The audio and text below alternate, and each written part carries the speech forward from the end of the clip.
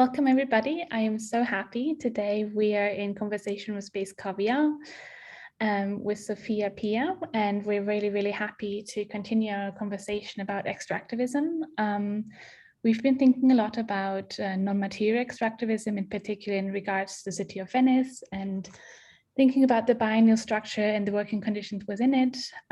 So I'm particularly happy that Space Caviar currently has an exhibition with the V-A-C Foundation in Venice called Non-Extractive Architecture, and to have Sophia talk about it a little more. Thank you, Sophia, for joining us. Thank you so much for having me. As you mentioned, we recently launched this project, or maybe I can say platform, Non-Extractive Architecture, which is a live research project that's focusing on the balance between the built and natural environment, but also the role of technology and politics in future material economies, and our responsibility as architects or designers as an agent in this transformation. It's currently a year-long project at V-A-C Zattere, but it's something that we have a really long-term ambition to continue. So this is the cover image of book volume 1. It's an image of the Barcelona pavilion, Mies van der Rohe. It's an image done, yes, thank you, an image by Armin Linke. In the past, perhaps I looked at this image and I thought, wow, what a beautiful building, what a masterpiece, fantastic photograph. But I think what the project Non-Extractive Architecture is aiming to do is to create discussions that reframe an image like this and reframe it to think about the externalities that go into making a piece of architecture. So what were the consequences of removing the stone? Where did it come from? Who was the body that cut it? And what is it in its place now that it's gone? Or what does the site look like after its removal? And the project is really thinking about how can we create architecture that doesn't have these externalities, that doesn't have these long-term and long-distance supply chains, that doesn't deplete resources or exploit the planet, but not just the resources of the planet, but also the humans that are inhabiting it. Because as we know, architecture or building industry creates almost 40% of the world's carbon dioxide emissions. So it's not even, I think, at this time, a question of how we can make our buildings more sustainable or greener. I think these words are all really problematic. And of course, that shouldn't be even a question if we should be building with in an efficient way. But I think it's even more the question, should we be building at all anymore? And what does architectural education look like without building? And what can a non-extractive architecture look like in a much broader way that takes into account not just the materials and not just the design of the space or the landscapes that are connected to the buildings, but also the people and the bodies that make it, the labor practices, the economic frameworks, the communities that are connected to these spaces. So we're working right now in Venice, as you mentioned, at V-A-C Zattere.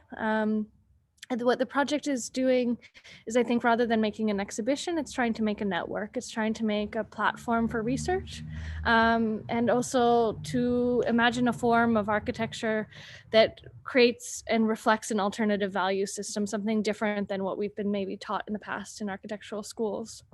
And so we've turned the foundation into less than an exhibition, but more of a research facility to investigate this topic.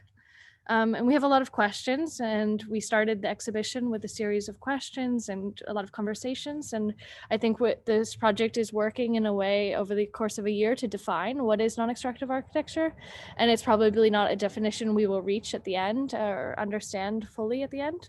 But I think one of the first things that we knew for certain is that architecture in a way needed to be redesigned. That the first thing we needed to do is redesign architecture itself, not the form of the building, but how we think about building in the future or not building. So this means also investigating sort of the social dynamics underlying a production of design environment, thinking more of designers less as makers of form, but as custodians or maintenance of the built environment and of the communities.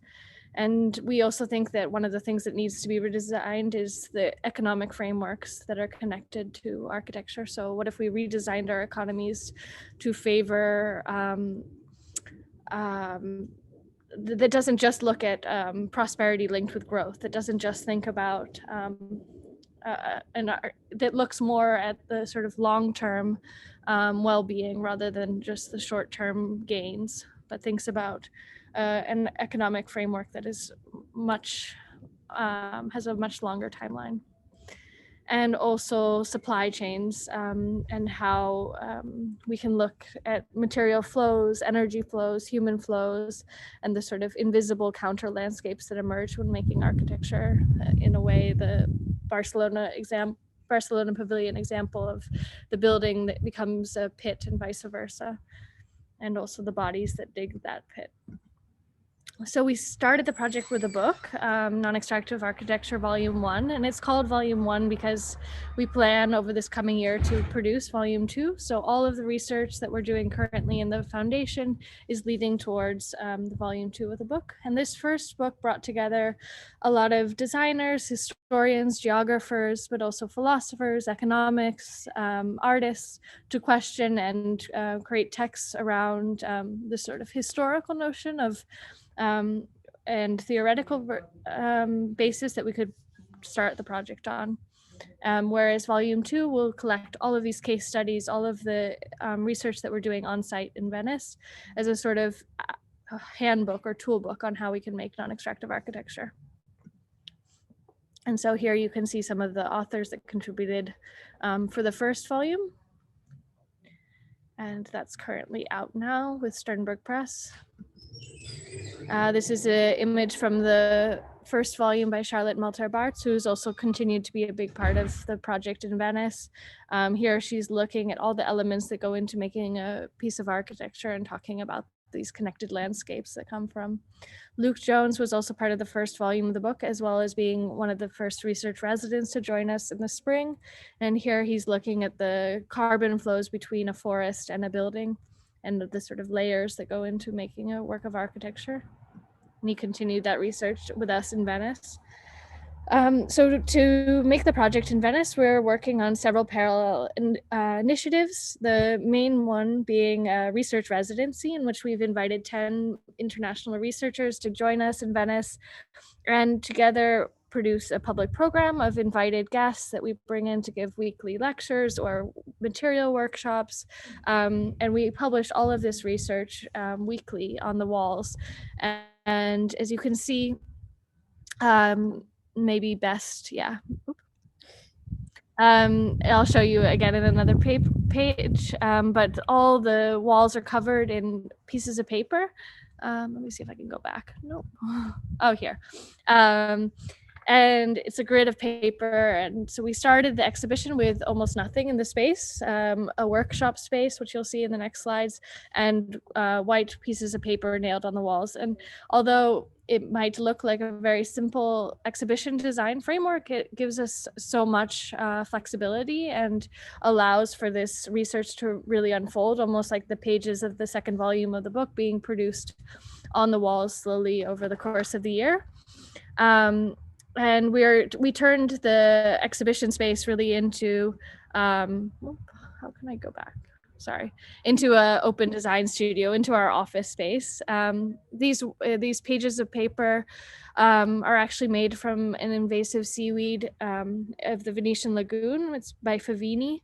And each week, the researchers print on both sides of the paper and hang their research on the walls. So it's almost like a live page plan for the research, but also like a flickering digital board coming to life where the work is being archived both physically on the walls, but also through an online archive that we have working simultaneously. And so here's a picture of us working in the sort of office space that we've turned together, that we're working together with the researchers. And so it's an exhibition strategy that really is looking to how to make an exhibition that doesn't produce waste, that can be mobile and collective in the future. So we're really focusing now on creating this online archive that will continue after this year-long exhibition, and will collect all of these amazing people that are already working on this topic, that are already producing incredible materials, that are doing important community initiatives and developing interesting design frameworks, labor practices, economic frameworks, all working on this topic. And what the project is trying to do is create a framework that collects all of this network and brings it together in one place. So it's something that will continue over many years after this exhibition. And we hope will travel to different institutions, government offices, and schools. And this was really inspired by this exhibition in 1949 by UNESCO, and they produced this traveling portable exhibition to share the values and ideals of the Universal Declaration of Human Rights, which had just been released the year before. And it was basically just a small album of 110 pieces of paper of annotated images on just simple sheets of paper, maybe not seaweed paper, but very similar concept. We were really inspired by this exhibition. And it shared this history of what human rights were, as well as instructions for how to install it in any space. And we thought, what if we could do the same with trying to unpack what were the sort of 110 important case studies of what non-extractive architecture was, and how we could use those case studies to define the topic for ourselves. But we're finding that we'll need much more than 110. I think currently the archive has almost 1,000 case studies, and we're continuing to fill this. So we're sort of faced with a similar problem. How do we construct a vocabulary around non-extractive architecture? And this idea was really, I must say, developed together with Nicholas Carodi of his Studio Interiors agency, who came to work with us on the first volume of the book. Here are some sketches of that. Here's the exhibition schema by Interiors Agency. So to do this, we developed an exhibition format editor with a group called F451.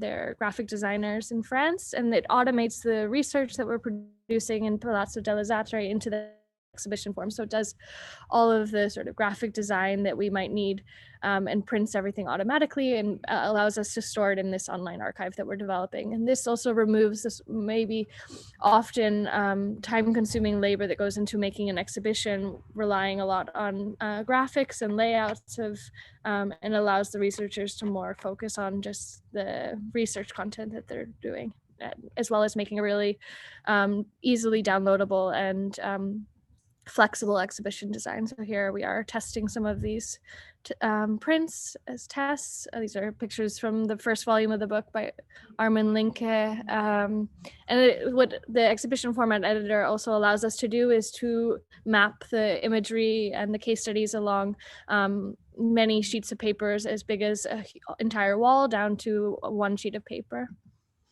And probably the most important thing that we did for the exhibition, which is the sort of heart of the exhibition, is the material workshop, which is at the ground floor of the exhibition when you first walk in. And this is where we produce anything we might need for the exhibition, any tables or display surfaces, but also where we invite every 2 weeks a different designer or industrial leader to come and share with us a design strategy or material that they're interested in exploring further, and do tests in the space together with the research residents. Here's some more photos of that. And all of these tests go automatically then sort of fluidly into the exhibition space on this large table, which is slowly filling the rooms, that is being covered with different material samples from both workshops in the space, but also things that designers have sent in as part of this growing material library. And the table is designed with the system 3+1 from Lucas Wagworth, and the wood on top is from his new wood drying facility that he's starting to produce a new system of circular material economy for his work. And here's some samples of tests that we've been doing with our WASP 3D machine that we have in the space. One of the researchers is really interested in 3D printing with earth, and together with IAC School in Barcelona, we're doing a lot of workshops and tests with her. This is an image of rammed an image of a sample of rammed earth from Hive Earth in Ghana, and behind you can see some seaweeds from Catherine Larson's stay as a guest researcher. She did some testing with different seaweeds from the lagoon. Here you can see part of a small house that's being built in the foundation itself using the material workshop. One of the researchers, Davide Talibue, is working on producing this one-to-one scale house, and in which he's producing everything within the laboratory of the foundation.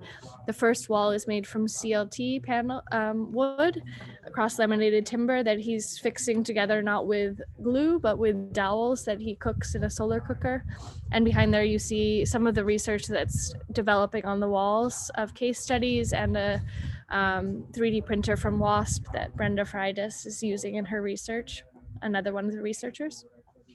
And to make the exhibition, we have three tools in a way. There are three vehicles. The first is a publishing station.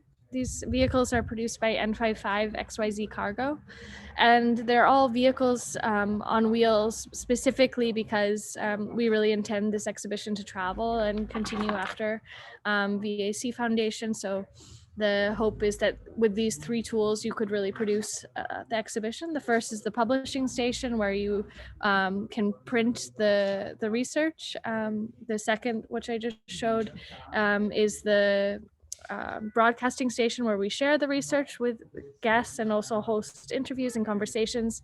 And the third was the library, in which we read and understand the research. This library is collecting hundreds of the most important texts on this topic, and will also continue to be shared afterwards through a reading list that will be in the back of the second volume, but also through the physical library that can travel to different spaces. And here we are, bringing the vehicles out into the sunset, into the future. We're also, like I said, compiling all of these pieces of paper into a physical archive in these Olivetti cases that will continue, hopefully, to travel with the vehicles to future institutions, but also as this online archive that we're developing to go inside with the walls that are slowly being archived. And all of this will come out in a book volume 2 in the fall, as well as hopefully we'll have the online archive, something that everyone can add to as soon as possible. We're hoping that by January that will be up and running for the public to also contribute to this ongoing research. And yeah, that's it. Thank you so much. Thank you so much for walking us through the exhibition. I think it's really nice for everybody who can't travel to Venice, which obviously is most people. It's quite an exclusive city somehow. I think I was really struck sort of by the direct local engagement that you have, such as using seaweed, really thinking about where you are located within the city of Venice, and also sort of the broader lagoon and the broader Mediterranean. How do you see that in the future? If the exhibition would travel, would you always seek out local partners and looking into that specific ecosystem, or do you already have a sort of a plan in mind concerning that? Absolutely. I think the general framework of being something really simple and downloadable that anyone could put up from their bedroom to their classroom to in a government office is something that for us works really well, that this can be something that can be shared so easily is really important to us.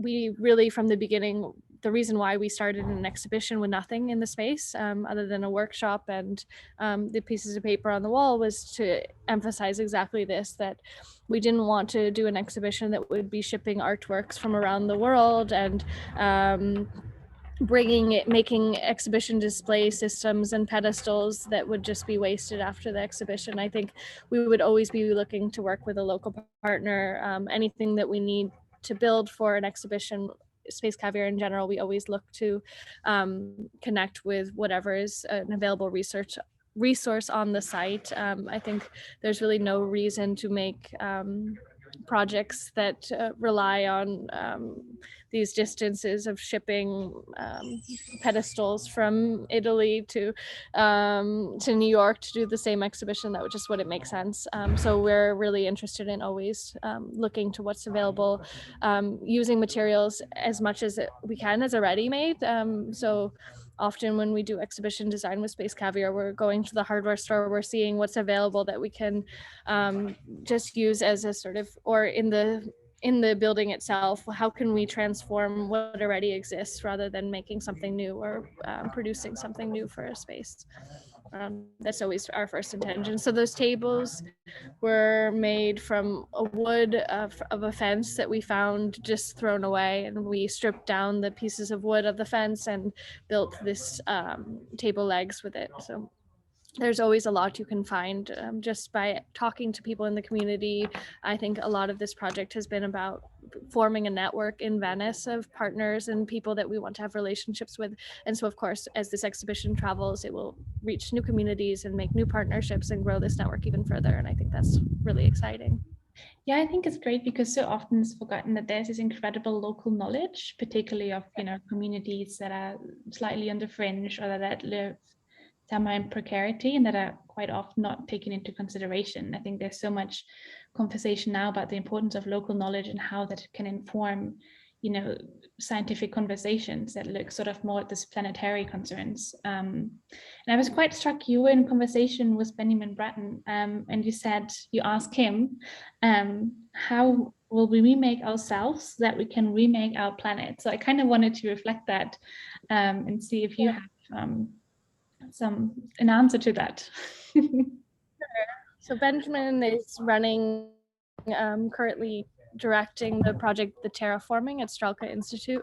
And what that project is interestingly looking at is like the design, not at the scale of architecture or of our bodies, but at the scale of the planet. So I think with that question, I was really asking, how can we also look at both scales, the small of our size of our bodies and the scale of the planet.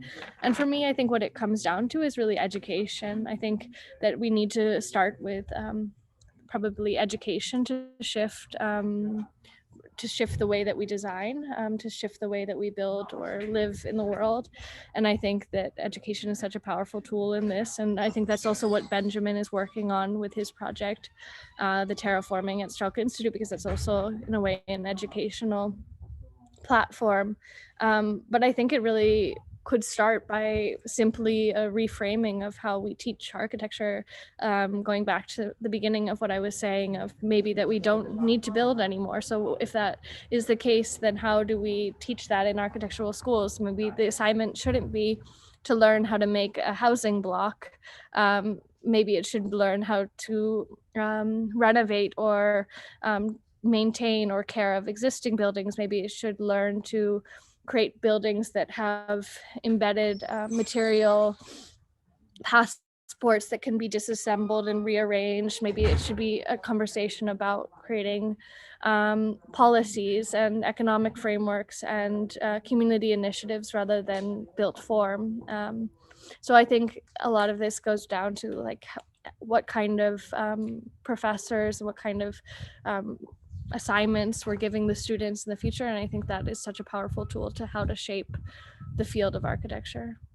Yeah, I think it's really interesting because it also comes down to this notion of development and how we always think of now questioning this more is better rhetoric of, development, and what does it actually look like to be successful, or what does it look like to build something in its very sense in terms of a building, but also how we think about progress. I think it's a really interesting notion to think instead of more is more, sort of to flip that around to less is less, and what that architecture can look like in the future. Or I think it's also about a different scale of architecture, like a different time scale of architecture, thinking about designing with hundreds of years connected to the building, or the sort of, I don't know, I just wonder if maybe the architect's role shouldn't stop at the design process, but should be also connected to the longevity of the building and the things that happen within the building. And but I also think that architecture is necessarily a really multidisciplinary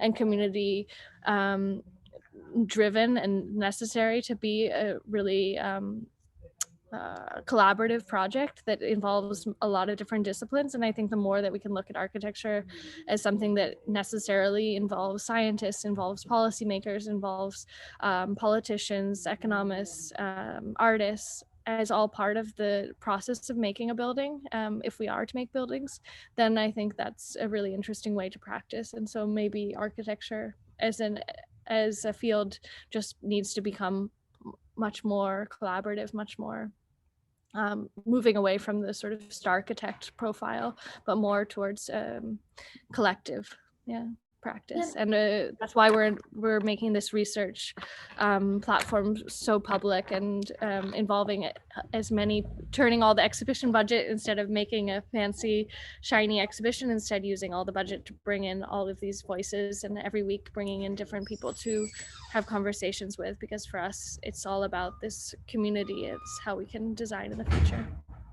Yeah, it's interesting that the community idea is growing so much, and sort of collectivity in terms of how to re-engage, but also even within that framework, the non-human agency within architecture, I think, is really rising, and thinking about how to engage, in a place where nature is very strong, to also make sure that, there's not as strong of an impact then on everybody else than other than human that live there. Absolutely. I think it's also interesting coming out of this sort of rhetoric of crisis, how on the one hand, it's really incredible because it brings to the forefront to rethink so many of the things that we took for granted. But I think there's also danger in sort of this idea of then coming back to sort of this ideal version of nature, and that sort of creates this idea of, if we're currently in a moment of crisis, does it mean that there was a hole before? And I think that this striving towards preservation, or this idea that we can restore or return something, is also quite dangerous, instead of thinking of how do we adapt, or how do we live with something. Have you thought about that in terms of architecture development? Yeah, I agree that that could be dangerous, and I think this project is in no way a call for a return to the vernacular or to the wilderness or nature. And if anything, I think that the project that we face, which is not something new, is something that we've been dealing with for as long as we can imagine, and it will continue to be the most important project we face. I think will require a huge technological push, and a lot of science, and a lot of technology, not a return to nature, not a return away from the cities. I think we need to really embrace technology in this, and I think that nature is not natural in most in any ways. It's really quite artificial as a construct, and I think that the more we can realize this, and the more we can experiment and push and develop new technologies and new partnerships, the more interesting the results could be. And I think, yeah, we're really for technology. I think we've, for one example, like this 3D printing project with WASP 3D, we're really interested in what the 3D printing technology can give to alleviate labor practices in the future, but also through using really on-site, direct, one-to-one use of soil and material, sort of zero distance building material. And so that's one of the technologies that we're employing in the exhibition to experiment with. Yeah, it's But so it's something that we're incredible.